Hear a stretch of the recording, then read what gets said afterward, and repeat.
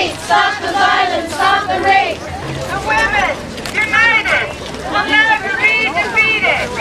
Women, united, will never be defeated.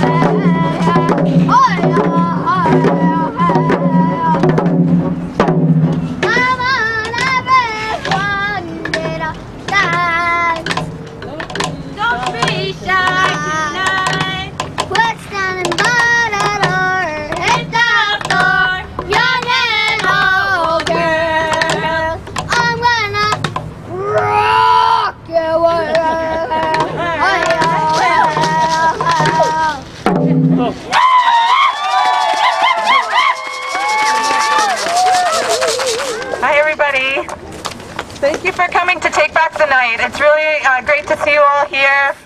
Good to see the different messages that people are projecting, and just to stand together. You look wonderful, and I'm really pleased to be here. So, yeah, we are the Edmonton International Women's Day Committee. This is a new event for us, organizing Take Back the Night. We have 6 years of organizing International Women's Day, but we're making the transition now to being an ongoing women's organization, and this is one of our first initiatives. So I'm really pleased to welcome you all here. So this is our statement on this occasion. So on behalf of the Edmonton International Women's Day Committee, thank you for coming together with us to take back the night and stop violence against women and all forms of sexual and gender-based violence. Our organization is new to hosting Take Back the Night, but we are honored to become a part of this tradition, which shares with International Women's Day a long history of collective resistance in defense of women's rights and the rights of all. Since 1975, Take Back the Night has grown into an international movement, joining communities, grassroots groups, organizations, and others together to eradicate sexual violence. We come together at night, bringing lights and candles to highlight the sexual violence that we are exposed to in the dark, as well as to illuminate the hidden reality of just how widespread sexual and gender-based violence really is. In particular, we recognize that some groups and communities, including young women, transgender people, and Indigenous communities, experience far greater levels of violence because of the structures of power in our societies that have designated them as more expendable, less valuable, less worthy of love and protection. We oppose this systemic marginalization and all aspects of our society that encourages male violence and positions women to receive that violence. Gatherings like this help us to imagine the world we could build if we were free from violence and fear. We applaud the many service organizations and tireless advocates supporting victims of violence, but we also need occasions to step back and think about the roots of the problem. We trace violence against women and all forms of sexual and gender-based violence back to patriarchy, colonization, and the narratives of austerity and neoliberalism that would deny women and all people a say in the important decisions that structure our society and impact our lives. In contrast, we highlight the ability and desire of women and all people to say, we decide. We decide to come together to reject sexual violence and fear, choosing the safety and strength that comes from our collective resistance and solidarity. We also salute the organizers of other mobilizations that highlight the particular experiences of certain groups and communities, including the Stolen Sisters March and Vigil earlier this month, the Trans Day of Remembrance in November, the December 6th National Day of Action and Remembrance, and the Women's Memorial March on Valentine's Day, honoring missing and murdered Indigenous women. At our opening rally, we welcome men and everyone who wants to stop the violence, because violence against women is everyone's problem. Until we can rid our homes, our streets, our campuses, and our bodies of violence and fear, we will not know the light of all our mothers, daughters, sisters, cousins, co-workers, and friends reaching their fullest potential. However, when it comes time to march, we ask that only women and their children, and we welcome all self-identified women to join us, because women march together. When women march together, it helps to build our courage, our solidarity, and our resistance. Men and others who choose not to march are invited to join a facilitated discussion in the Edmonton room of the Stanley Milner Library, where the marchers will rejoin them after the march. The understanding, solidarity, and courage that we are building here is urgently needed, as in Alberta we have an awfully long way to go and many challenges to overcome. We know that the stress of unemployment and economic uncertainty bring on even more violence at a time when Alberta already has among the highest rates of violence.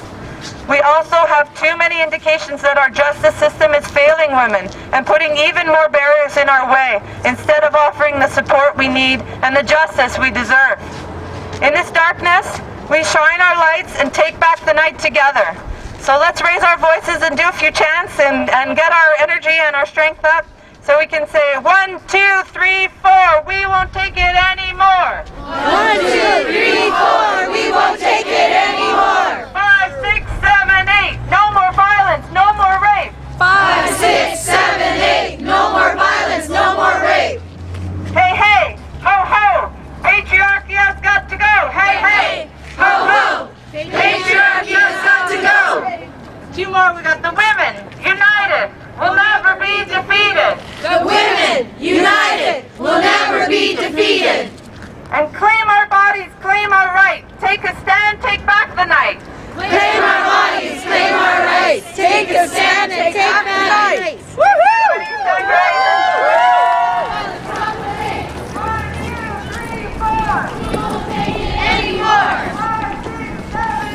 No more violence, no more rape.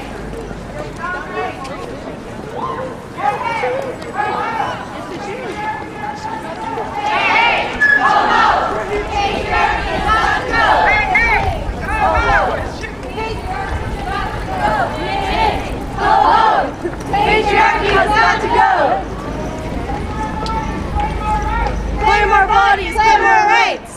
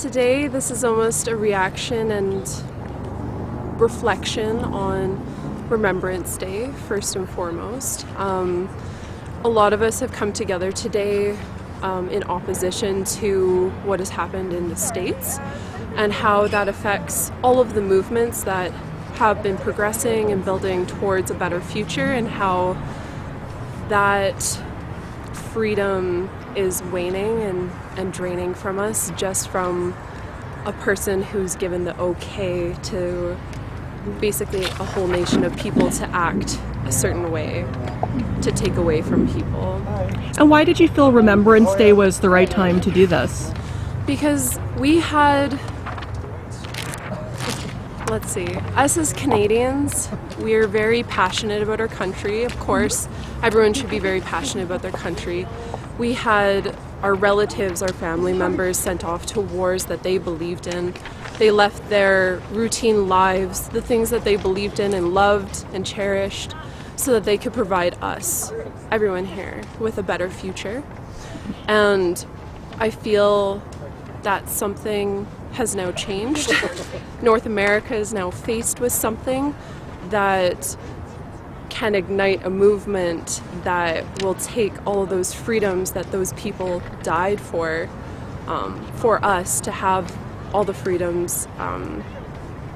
It's going to be taken away. And just for the record, what you're referring to is Donald Trump being elected in the United States. Of course, the devastation is overwhelming. I simply cannot remain silent for all the things that I do believe in, all the minorities, all of the other problems in our society that have been progressing and moving forward. And since his election, as I mentioned before, it's taking away those rights and liberties from those groups and pulling them back. So what do you hope is going to come out of this event here today? We're hoping to just create a community, solidarity, just bringing forward what we stand for as Canadians, what we stand for as people of this city, and just trying to unite under something positive instead of bringing ourselves into the shadow of what's happening in the States. So, are you representative of any particular organization or group? no, I've never rallied before. I've never been to a rally. So this is my, I guess, debut of of becoming active and becoming vigilant in making a positive change in our community and ensuring that people are aware that diversity is one of the names that Canada really holds itself to, and to reinforce that that is what we want to continue to be. Is there anything else you'd like to add?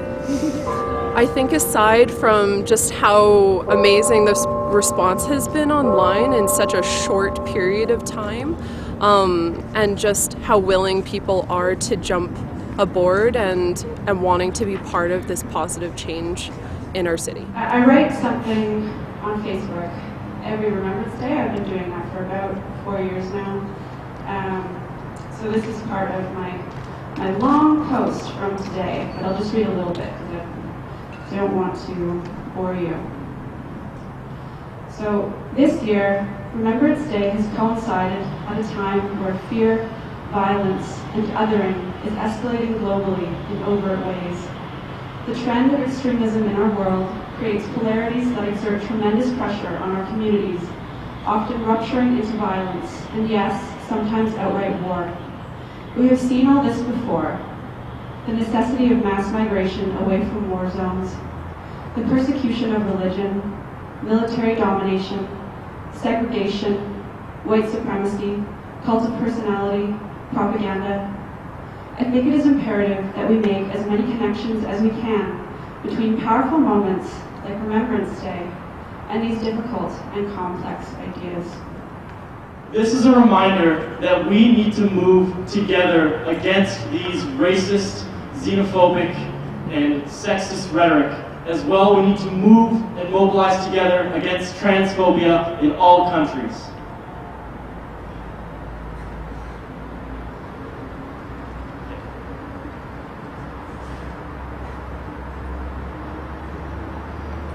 We need to move together as a community to mobilize against these things. We cannot stay silently in our homes. We cannot stand by.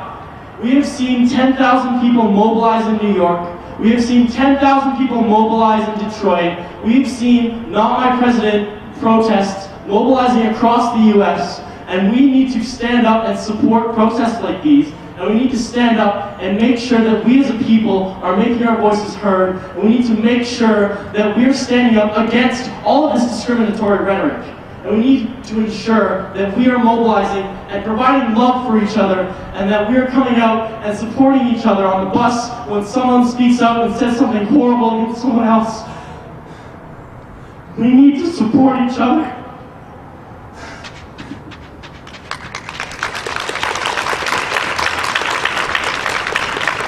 Stand up, fight back, speak out, not one another.